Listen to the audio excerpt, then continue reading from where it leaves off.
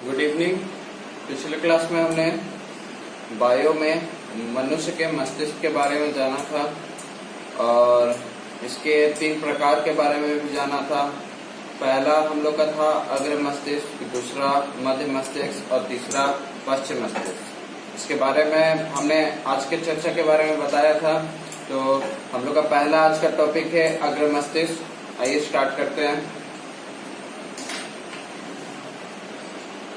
यह option A मतलब क या प्रमस्तिष्क या सेरिब्रम तथा ख डायनसेफ्लॉन में बटा होता है। यह अग्रमस्तिष्क भी 2 प्रकार में बटा होता है। पहला को प्रमस्तिष्क या सेरिब्रम कहा जाता है तथा दूसरा डायनसेफ्लॉन में बांटा जाता है। इसको क नंबर में है प्रमस्तिष्क या सेरिब्रम।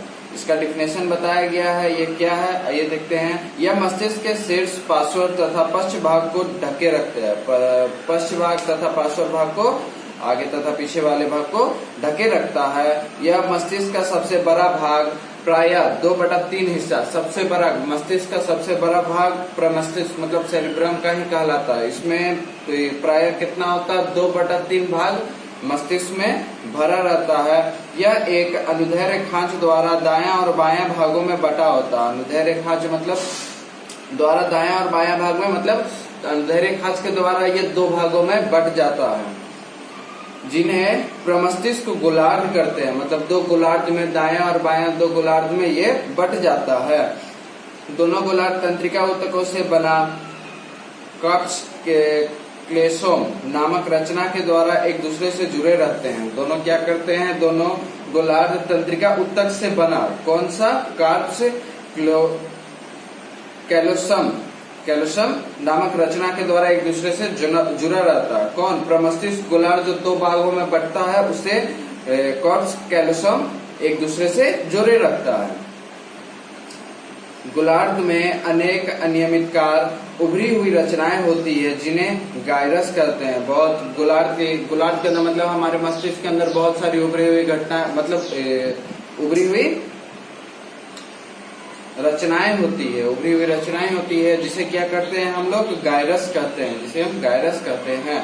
2 गायरस के बीच अवनमन बनने वाले स्थान को, मतलब खाली स्थान को, दो गायरस के बीच में जो बनने वाले जो खाली स्थान होते हैं उसे सर्कस कहते हैं। उसे क्या कहते हैं, सर्कस कहते हैं। इनके कारण प्रमस्तिष्क बिल्कुल वल्कुट का बाहरी क्षेत्र ढका बढ़ जाता है। इसके कारण क्या होता है, प्रमस्तिष्क वल्कुट का जो बाहरी क्षेत्र होता है, मस्तिष्क का जो बाहरी क्षेत्र होता है वो बढ़ जाता है।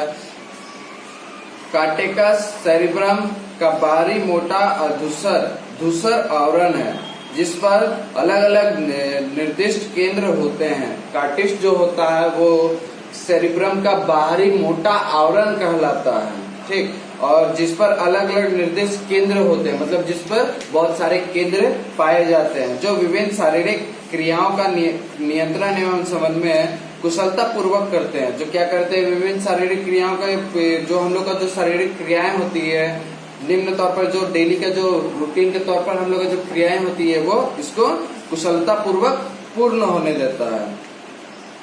यह मस्तिष्क का अत्यंत महत्वपूर्ण भाग है। यह क्या है, मस्तिष्क का अत्यंत महत्वपूर्ण भाग कहलाता है। यह बुद्धि और चतुराई का केंद्र है। मानव में किसी बात को सोचने समझने की शक्ति, स्मरण शक्ति, किसी कार्य को करने के से प्रेरणा, घृणा, प्रेम, भय, हृदय, हर्ष, कष्ट के अनुभव जैसे क्रियाओं का नियंत्रण और समन्वय सेरिब्रम के द्वारा ही होता है। यह बोला है कि यह एक बहुत महत्वपूर्ण अंग कहलाता है। और दूसरा, इसके कारण ही हम जो निम्न क्रियाएं होती है, प्रेरणा देना, सोच समझने की शक्ति और स्मरण शक्ति जो होती है हमें जो प्राप्त होती है वो इसी के द्वारा मिलती है, सेरिब्रम के द्वारा ही मिलती है।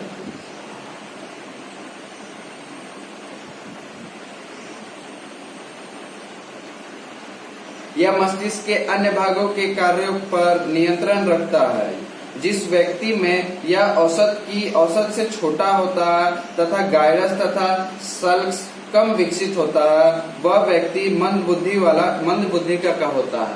अब बोला जा रहा है कि जो सेरिब्रम है वो कोई भी व्यक्ति में जो कम विकसित होता है, उसके कारण, कम विकसित होने के कारण जो गायरस और सल्क्स होता है वो कम उत्पन्न होता है। उसके कारण क्या होता है कि उसका बुद्धि मतलब दिमाग थोड़ा कम चलता है आम आदमी के तौर पर।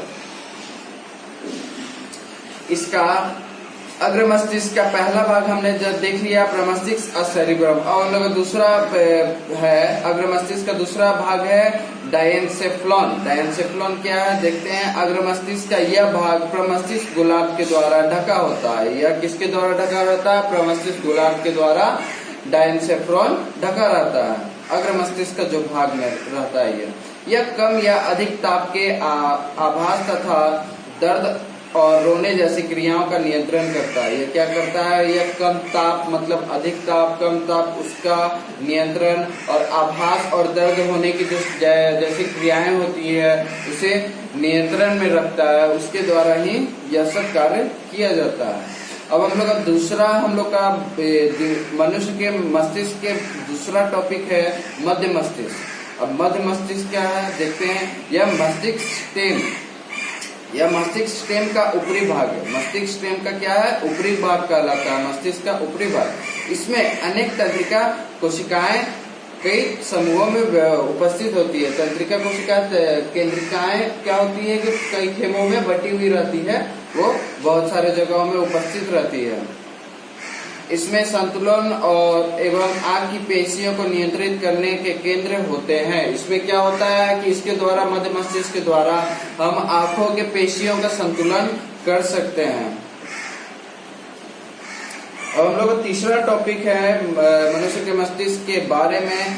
तीसरा प्रकार है पश्च मस्तिष्क। अब पश्च मस्तिष्क क्या है देखते हैं। पश्च भाग के अनुमस्तिष्क या सेरिब्रम एवं आधार में दूसरा मस्त मस्तिष्क स्टेम मिलकर पश्च भाग बनाते हैं। अब इसको भी दो खेमों में बांटा गया है। इसके द्वारा ही इसके पश्च मस्तिष्क में भी दो प्रकार के मस्तिष्क पाए जाते हैं। पहला बोला है का नंबर अनुमस्तिष्क या सेरिबेलम, अनुमस्तिष्क या सेरिबेलम एवं आधार भाग में दूसरा बोला गया है। पहला तो सेरिबेलम था और दूसरा है मस्तिष्क स्टेम।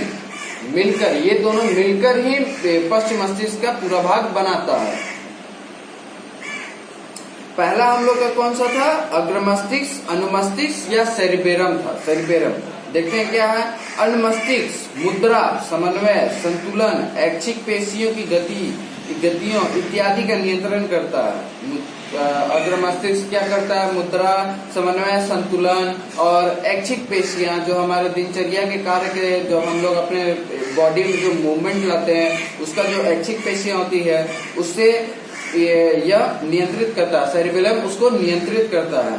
यह मस्तिष्क में सेरिबेलम को नष्ट कर दिया जाए तो सामान्य ऐच्छिक गतियां, मतलब संभवतः जो समान ऐच्छिक गतियां संभव हो जाएगी, असंभव हो जाएगी। उदाहरण के लिए हाथों के परिचालन ठीक से नहीं हो पाएगा, अर्थात वस्तुओं को पकड़ने में हाथों को कठिनाई होगी, पैरों द्वारा चलना मुश्किल हो जाएगा आदि। इसका कारण यह है कि हाथों और पेशियों की ऐच्छिक पेशियां नियंत्रण सेरिबेलम के नष्ट होने से समाप्त हो जाता है। इसी प्रकार बातचीत करने की कठिनाई होगी, क्योंकि तब जीभ और जबड़ों की पेशियों के कार्यों का समन्वय नहीं हो पाएगा। अब यहाँ पे बोला जो सेरिबेलम है, सेरिबेलम के कारण ही जो हम अपने हाथ में जो ये क्रियाएं होती हैं, मतलब जो मूवमेंट होता है, और पैरों के द्वारा जब हम चलते हैं तो सेरिबेलम के द्वारा ही हम इसको पूर्ण कर पाते हैं। अब जब सेरिबेलम ही टूट जाएगा, उसमें कमी आ जाएगी सेरिबेलम में ही, तो क्या होगा कि हम लोग के जो हाथ जो हम लोग यूज करते हैं, जो हम लोग पैर जो हम लोग यूज करते हैं, उसे पूरी तरह से हम लोग यूज नहीं कर पाएंगे, उसमें हम लोग को परेशानी होगा। ठीक। दूसरा हम लोग का यहाँ पे बोला गया है पश्च मस्तिष्क का दूसरा भाग कौन सा है? मस्तिष्क स्टेम। अब मस्तिष्क स्टेम क्या है? इसके अंतर्गत पहला पॉन्स वेरुलाई एवं दूसरा मेड्यूला ऑब्लांगेटा आते हैं। इसके अंदर भी दो मस्तिष्क आते हैं, दो भाग आते हैं। पहला हम लोग का है पॉन्स वेरोलाई। पॉन्स वेरोलाई क्या है? तंत्रिका तंतुओं से निर्मित पॉन्स मेडुला के अग्रभाग में स्थित होता है। मेडुला के कौन से भाग? अग्रभाग में यह स्थित होता है। यह श्वसन को नियंत्रित करता है। यह क्या करता है? श्वसन को हमेशा नियंत्रित में रखता है। दूसरा हम लोग का यहाँ पे प्रकार बोला गया है, मस्तिष्क स्टेम का दूसरा प्रकार बोला गया, दूसरा भाग मेड्यूला ऑब्लांगेटा। मेडुला ऑब्लांगेटा क्या है? यह बेलनाकार रचना है जो पीछे की ओर स्पाइनल कॉर्ड या मेरुरज्जु के रूप में पाया जाता है। यह क्या है कि बेलनाकार की रचना में पाया जाता है और कहाँ? स्पाइनल कॉर्ड की मेरुरज्जु के रूप में पाया जाता है। स्पाइनल कॉर्ड मस्तिष्क के पीछे पिछले सिरे से शुरू होकर रीढ़ की हड्डियों में न्यूरल कैनाल के अंदर से होता हुआ नीचे की ओर रीढ़ के अंत तक फैला रहता है। इसी में ऐच्छिक क्रियाओं के नियंत्रण केंद्र स्थित होते हैं। मतलब इसी के द्वारा ही ऐच्छिक क्रियाएं अच्छी तरह से पूर्ण हो पाती है। और जब ये स्पाइनल कॉर्ड के मेडुला ऑब्लांगेटा के द्वारा ही यह हमारे रीढ़ के हड्डी से लेकर हमारे रीढ़ के जो ऊपर से स्टार्टिंग से लेकर एंड पॉइंट तक जो रीढ़ की हड्डी है हम लोग का पीछे का, उसमें यह भरा रहता है और इसके न्यूरल कैनल के अंदर भरा रहता है। रीढ़ की हड्डी में एक न्यूरल कैनल है, हड्डी के अंदर उपस्थित होता है, उसके अंदर यह भरा रहता है मेडुला ऑब्लांगेटा। ठीक, मेडुला द्वारा आवेगों का चालन मस्तिष्क और मेरुरज्जु के बीच होता है। इसके कारण का चालन कहाँ किसके बीच होता है? मस्तिष्क और मेरुरज्जु के बीच होता है इसका चालन। मेडुला में अनेक तंत्रिका केंद्र होते हैं जो हृदय स्पंदन या हृदय की धड़कन, रक्तचाप और श्वसन गति के द्वारा का नियंत्रण करते हैं। अब यह क्या करते हैं कि हृदय की जो गति होती है, उनके बीच में जो गति होती है, जो रक्तचाप के द्वारा जो कार्य होता है, श्वसन गति जब हम करते हैं, इनके दर के कार्यों का नियंत्रित करता है मेडुला। मस्तिष्क के इसी भाग द्वारा विभिन्न प्रतिवर्ती क्रियाएं जैसे खाना, छींकना, खांसना, छींकना, उल्टी करना, पाचक रसों के स्राव इत्यादि का नियंत्रण होता है। मेडुला के द्वारा ही इसका इन सभी का मतलब खांसने, छींकने और उल्टी करने जैसे निम्न कार्यों का नियंत्रण करता है मेडुला। अब यहाँ पे हमने देखा कि मस्तिष्क के 3 कार्य के बारे में हम लोग 3 प्रकार के बारे में हमने देख चुका था। अब यहाँ पे हम लोग का नेक्स्ट टॉपिक आता है मस्तिष्क के कार्य। अब यहाँ पे मस्तिष्क का कार्य किस प्रकार से संपूर्ण होता है देखते हैं। मस्तिष्क तंत्रिका तंत्र का सबसे महत्वपूर्ण भाग है। इसके द्वारा अनेक जैव क्रियाओं का समन्वय और नियंत्रण होता है। इसके द्वारा क्या होता है? अनेक जैव क्रियाओं का समन्वय और नियंत्रण पूर्ण होता है। मस्तिष्क के प्रमुख कार्य निम्नलिखित है और मस्तिष्क का प्रमुख कार्य निम्नलिखित तौर पर कहलाता है। आइए देखते हैं निम्नलिखित में कौन कौन सी चीजें आती है। पहला बोला है आवेग और ग्रहण। पहला हम लोग का मस्तिष्क का कार्य क्या है? आवेग और ग्रहण किस प्रकार होता है आइए देखते हैं। मस्तिष्क सभी संवेदी अंगों से आवेगों को ग्रहण करता है। मस्तिष्क क्या करता है? सभी संवेदी अंग जो देने वाले जो अंग होते हैं उसे आवेगों को ग्रहण करता है। मस्तिष्क में ही ग्रहण किए गए आवेगों का विश्लेषण भी होता है। अब यहाँ पे बोला गया जो मस्तिष्क आवेगों का जो ग्रहण करता है वो मस्तिष्क में ही उसका क्रिया पूर्ण होता है। विश्लेषण हमारे मस्तिष्क के अंदर ही इसका होता है।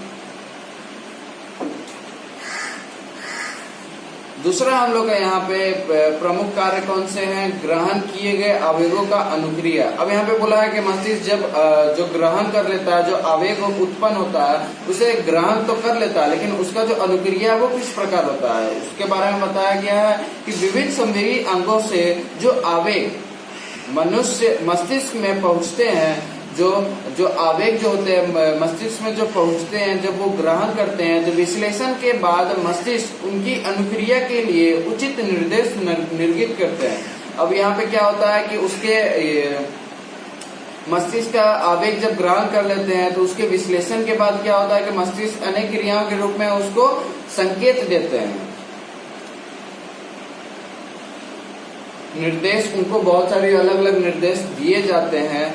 मस्तिष्क द्वारा ये निर्गत आदेश या निर्देश फिर प्रेरक न्यूरॉन द्वारा अभिवाही अंगों जैसे पेशियों और ग्रंथियों में पहुंचाते हैं। अब यहाँ क्या करते हैं, मस्तिष्क द्वारा ये निर्गत आदेशों, मतलब जो आदेश दिए जाते हैं, निर्गत आदेश मतलब जो अच्छे आदेश दिए जाते हैं, वो निर्देश फिर प्रेरक न्यूरॉन के द्वारा अभिवाही अंगों जैसे कुछ प्रमुख अंग होते हैं, जो पेशियां होती हैं, उन तक इसको पहुंचाया जाता है, इस आदेश को। अब अभिवाही अंग इन्हीं निर्देश के अनुसार कार्य करते हैं। अब जो अभिवाही अंग जो कहलाते हैं, वो जो पेशियां कहलाती है, वो जो आदेश जब हम इनको जब ट्रांसफर करते हैं, उनको जो भेजा जाता है, तो इन्हीं आदेशों के द्वारा वो अपना कार्य पूर्ण करती है। तीसरा यहाँ पे कार्य बोला गया है विभिन्न आवेगों का साथ संबंधन। अब यहाँ पे बोला गया है कि जब सारी पेशियों तक हम निर्गत आदेशों को भेज दिए जाते हैं, तब उसका साथ संबंधन मतलब उसके अच्छे तरह से कार्य किस प्रकार हो पाता है। मस्तिष्क को भिन्न भिन्न संवेदी अंगों से एक साथ कई तरह के आवेग या संकेत प्राप्त होते हैं। एक तरह से बहुत सारे संकट और आवेग मतलब को बहुत सारे आदेश प्राप्त होते हैं। मस्तिष्क इन आवेगों को संबंधित कर विभिन्न शारीरिक क्रियाओं का कुशलता पूर्वक समन्वय करता है। संबंधित कर इसे क्या करता है कि अच्छी तरह से कुशलता पूर्वक समन्वय करता है, मतलब इस कार्य को समाप्त करता है। यहाँ पे चौथा प्रकार बोला गया है, चौथा कार्य बोला गया है। चौथा कार्य हम लोग का सूचनाओं का भंडारण। अब हमारे मस्तिष्क में सूचनाओं का भंडारण किस प्रकार होता है। मानव मस्तिष्क का यह सबसे महत्वपूर्ण कार्य है। अब जो मानव मस्तिष्क जो हमारा जो मस्तिष्क होता है, उसका यह महत्वपूर्ण कार्य कहलाता है। मस्तिष्क में विभिन्न सूचनाएं चेतना या ज्ञान के रूप में संचित रहती है, इसलिए मानव मस्तिष्क को चेतना या ज्ञान का भंडार भी कहा जाता है। अब यहाँ पे मानव के मस्तिष्क में बहुत सारी चेतनाएं मतलब सोच और बहुत सारे ज्ञान, हमारे मस्तिष्क में बहुत सारे ज्ञान और बहुत सारे सोचे हमारे मस्तिष्क में पहले से अवेलेबल रहता है। इसके कारण हम इसे क्या कहते हैं, मानव को चेतना भी कहते हैं। मानव मस्तिष्क को हम इसे चेतना भी कहते हैं या ज्ञान का भंडार भी कहा जाता है इसे। अब हम लोग का नेक्स्ट टॉपिक आता है। यहाँ पे हमने मनुष्य के मस्तिष्क के बारे में और मनुष्य के कार्य के बारे में हमने जान चुका। अब इसके बाद हम लोग का नेक्स्ट टॉपिक आता है प्रतिवर्ती चाप। यह प्रतिवर्ती चाप क्या है, आइए देखते हैं। न्यूरॉन में आवेग का संचरण एक निश्चित पथ में होता है। न्यूरॉन का आवेग का जो संचरण होता है, उसका जो कार्य होता है, मतलब उसको जो पहुंचाया जाता है, वो निश्चित पथ के रूप में उसे दूसरे अंगों तक पहुंचाया जाता है। इस पथ को प्रतिवर्ती चाप कहते हैं। इस पथ को क्या कहते हैं, प्रतिवर्ती चाप कहते हैं। इस चाप में निम्नलिखित घटक होते हैं। इस चाप में निम्नलिखित घटक होते हैं जो आवेग के चालन में भाग लेते हैं। जो क्या कहते हैं, आवेग के चालन में भाग लेते हैं। पहला भाग है हम लोग का कौन सा, ग्राही अंग या शरीर रिसेप्टर्स। ग्राही अंग या रिसेप्टर्स क्या है,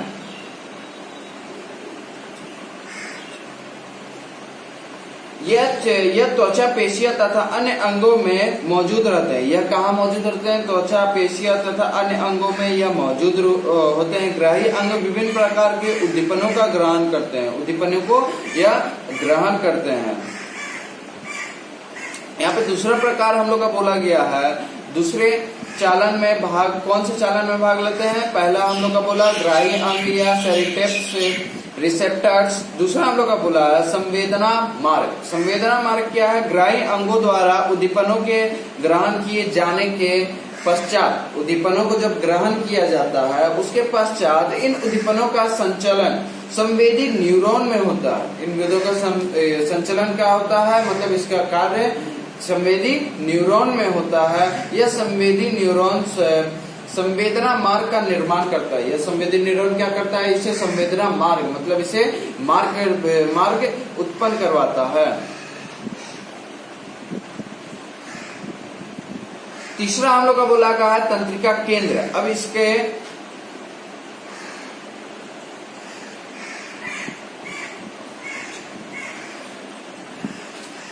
अब इन आवेगों का चालन तीसरे प्रकार के रूप में किस प्रकार होता है? तंत्रिका केंद्र हम लोग का तीसरा टॉपिक है।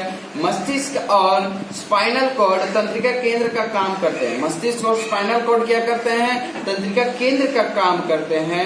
यह संवेदना मार्ग से आए हुए संदेशों को प्राप्त कर उचित आदेश देने का कार्य करते हैं। यह संवेदना मार्ग के द्वारा जो आए गए जो संवेद है, जो कार्य जो संदेश के रूप में जो कहलाते हैं, उसे इस संदेश को पूर्ण करने के लिए उचित आदेश देने का यह कार्य करते हैं। यह हमारे मस्तिष्क में उचित आदेश देने का कार्य करते हैं, तंत्रिका केंद्र। अब हम लोग का चौथा टॉपिक है प्रेरक मार्ग। अब प्रेरक मार्ग क्या आता है? तंत्रिका तंत्र द्वारा आदेशों का संचलन न्यूरॉन द्वारा होता है। तंत्रिका केंद्र द्वारा आवेगों का मतलब जो आदेशों का जो संचलन होता है, उसका जो कार्य संपूर्ण करने के लिए किसके द्वारा होता है? न्यूरॉन के द्वारा होता है। प्रेरक न्यूरॉन प्रेरक मार्ग का निर्माण करता है। प्रेरक न्यूरॉन क्या करता है? प्रेरक मार्ग का निर्माण करता है। पांचवा यहाँ पे हम लोग का टॉपिक बोला गया है अभिवाही अंग। प्रेरक मार्ग से होते हुए आदेश अभिवाही अंग में पहुंचते हैं। प्रेरक मार्ग क्या करता है? प्रेरक मार्ग से होते हुए जब प्रेरक मार्ग में इसे पहुंचाया जाता है, तंत्रिका केंद्र द्वारा जो आदेश होता है, जो निर्देश होता है, उसको प्रेरक मार्ग द्वारा जब पहुंचाया जाता है, तब प्रेरक मार्ग से होते हुए कहाँ जाता है? आदेश अभिवाही अंग में पहुंचाते हैं। प्रेरक मार्ग से होते हुए कहा जाता है? अभिवाही अंग में इसे पहुंचाया जाता है, जहां पर केंद्रीय तंत्रिका तंत्र से प्राप्त आदेशों के अनुसार उचित अनुक्रिया होता है। जहां पर क्या होता है? केंद्रीय तंत्रिका तंत्र से प्राप्त आदेशों के अनुसार उचित अनुक्रिया, मतलब इसे किसके द्वारा? केंद्रीय तंत्रिका तंत्र के द्वारा इसे उचित निर्देश मतलब आदेश देने का कार्य किया जाता है, अनुक्रिया होता है। पेशियां अभिवाही अंग होता है। अब पेशियां जो होती है अभिवाही अंग होती है, ये तंत्रिका केंद्र से प्राप्त आदेशों के अनुसार कार्य करती है। ये अभिवाही अंग होने के कारण जो उसे जो निर्देश मिलता है तभी वो कार्य कर देगा, न तो ये ऐसे नहीं करेगा, इसलिए इसे अभिवाही अंग कहा गया। और जब आदेश इसे भेजा जाता है तभी उसके अनुसार यह कार्य करता है, न तो वो कार्य नहीं करेगा। हम लोग का नेक्स्ट टॉपिक है रासायनिक नियंत्रण एवं समन्वय। रासायनिक तौर पर इसका नियंत्रण और समन्वय किस प्रकार होता है, आइए देखते हैं।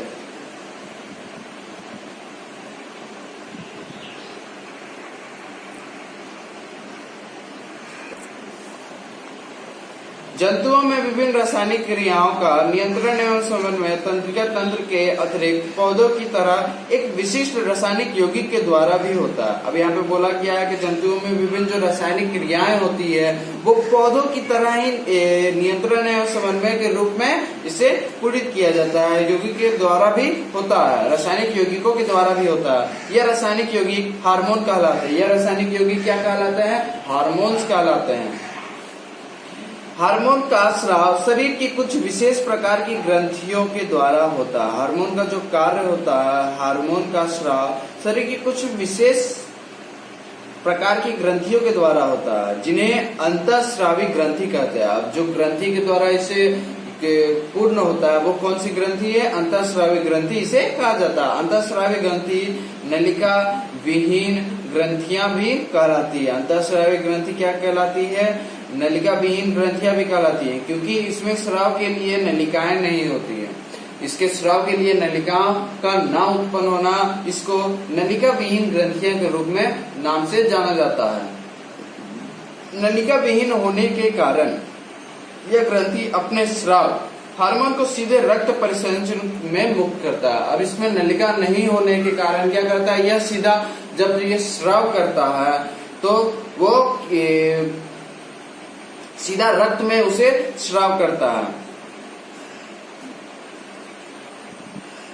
इन ग्रंथियों से स्रावित होकर हार्मोन पहले उत्तक द्रव में विसृत हो जाता है। इन ग्रंथियों के द्वारा जब वो स्राव किया जाता है तब रक्त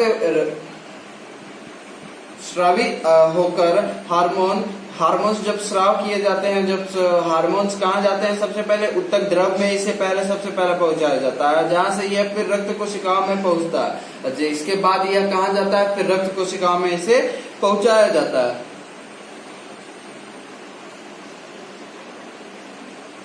और इस प्रकार रक्त परिसंचरण के द्वारा उन अंगों में पहुंच जाता है। इस प्रकार क्या होता है, जब उसे विषण के द्वारा जब उसे हार्मोन्स का जब उत्तक द्रव के द्वारा उसके बाद जब रक्त पेशियों में जब पहुंचाया जाता है, तब वह इस रक्त परिसंचरण के द्वारा उन अंगों में पहुंचाया जाता है। जब वो निम्न अंगों के द्वारा निम्न अंगों में इसे पहुंचाया जाता है रक्त परिसंचरण के द्वारा।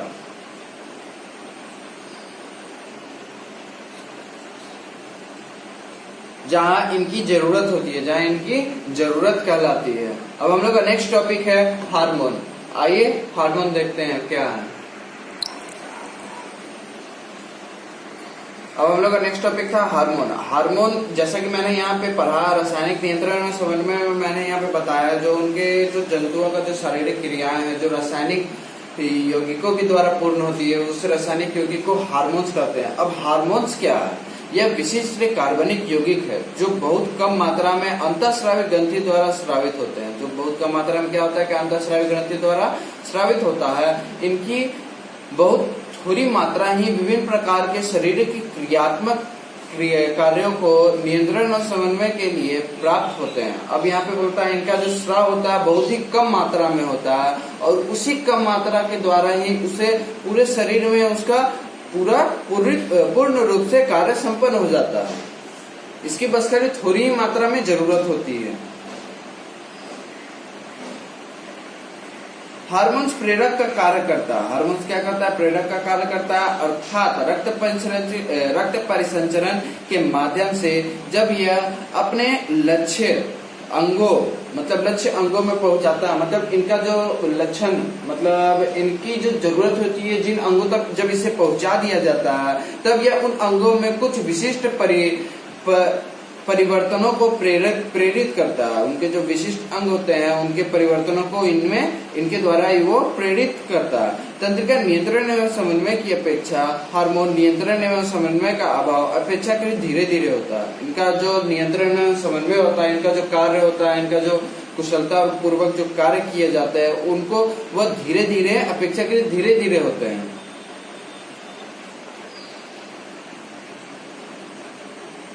तंत्रिकाओं का नियंत्रण एवं समन्वय, मतलब तंत्रिकाओं का जो कार्य होता है वो हार्मोन्स का जो नियंत्रण एवं समन्वय का प्रभाव होता है अपेक्षाकृत धीरे धीरे होता है, परंतु उनके द्वारा उत्पन्न प्रभाव देर तक टिकता है। उसे उनके द्वारा जो प्रभाव होता है, जो प्रभाव दिया जाता है उनके द्वारा, उनका जो प्रभाव होता है वो बहुत देर तक रहता है। इनकी रासायनिक संरचना जटिल होती है। इनकी जो रासायनिक संरचना होती है बहुत जटिल कहलाती है। ठीक है। और हम लोग का नेक्स्ट टॉपिक है मनुष्य के अंतःस्रावी तंत्र। अब हम लोग ने बोला था कि इस हार्मोन्स में अंतःस्रावी ग्रंथि भी के द्वारा इसके अंदर बहुत सारी ग्रंथियां होती है, और जिसे हम क्या कहते हैं? अंतःस्रावी ग्रंथि कहते हैं। इसलिए अंतःस्रावी ग्रंथि अब है क्या, उसको हम लोग नेक्स्ट क्लास में जानेंगे। आज के लिए बस इतना ही।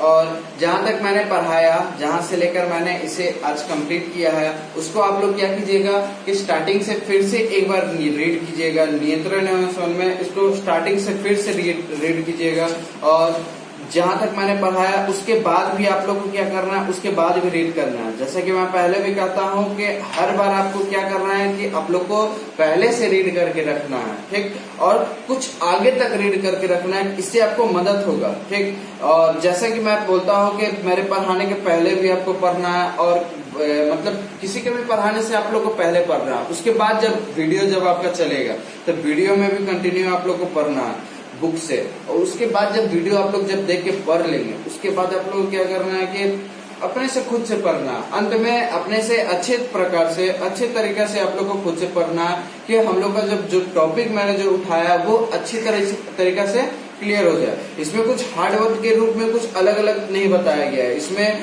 तंत्र के बारे में, कुछ अंगों के बारे में, हमारे शरीर के उसके बारे में बताया गया, पौधों के बारे में और हमारे शरीर के बारे में तुलना किया गया। उसके अलावा और कुछ है नहीं, कुछ हार्ड चीज नहीं है। इसके आप लोग खुद पढ़ के आप लोग समझ भी सकते हैं। अगर आपको नहीं समझ में आया तो आप लोग फिर से बोलिएगा, तो मैं फिर से समझा दूंगा। इसे जो टॉपिक आप लोग को नहीं समझ में आया उसे आप लोग सर को मैसेज के थ्रू आप लोग बोल सकते हैं कि सर ये चीज हम लोग को नहीं समझ में आया, ये पेज में हम लोग को नहीं समझ में आया। अब पेज के थ्रू भी आप लोग मैसेज कर सकते हैं कि ये पेज नंबर इतना हम लोग को नहीं समझ में आया, उसका टॉपिक इतना नहीं समझ में आया। तो आप लोग उस वैसा आप लोग करते ही नहीं है। अब अगर आप लोग को नहीं समझ में आया तो आप लोग बेझिझक होकर आप लोग क्वेश्चन कर सकते हैं, आप लोग पूछ सकते हैं। ऐसा नहीं है कि बताया नहीं जाएगा, आप लोग को क्लियर कर दिया जाएगा। अगर पता चले हम लोग कि आप लोग को डाउट है तब ना हम लोग क्लियर कर पाए। अपने अनुसार तो हम लोग अच्छी तरीके से सबको रीड करके आप लोग को समझा दिया जा रहा है, लेकिन आप लोग को क्या डाउट है वो चीज ना हम लोग नहीं ना समझ पाएंगे। इसलिए आप लोग को बोला जा रहा है कि डाउट क्लियर कीजिए। जब तक आप लोग डाउट क्लियर नहीं होंगे तब तक लेसन आप लोग का क्लियर नहीं हो पाएगा, नहीं आप लोग फिर क्वेश्चन आंसर बनाने में आप लोग को हेल्प हो पाएगा। अगर डाउट्स क्लियर होगा तो आप लोग को क्वेश्चन आंसर बनाने में भी हेल्प होगा। ठीक, इसलिए इस बात को गौर कीजिएगा और ज्यादातर आप लोग घर में ही अपना रहिएगा, बाहर ना निकलें और घर पे ज्यादा समय तक पढ़ाई भी किया कीजिए। ठीक है, थैंक यू।